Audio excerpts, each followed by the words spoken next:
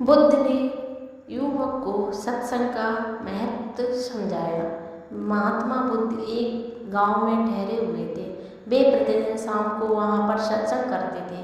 भक्तों की भीड़ होती थी, क्योंकि उनके प्रवचनों से जीवन को सही दिशा बोध प्राप्त होता।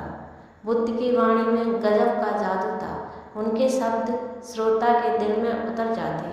एक युवक प्रतिदिन बुद्ध का प्रवचन सुनता था।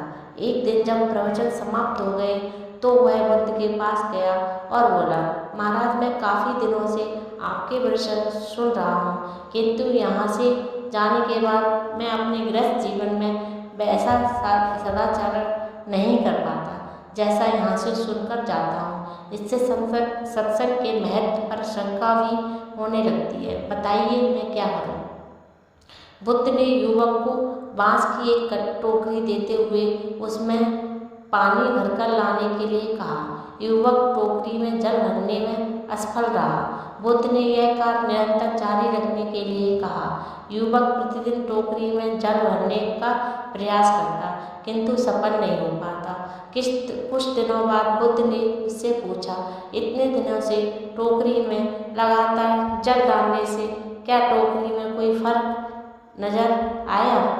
युवक बोला, एक फर्क जरूर नजर आया।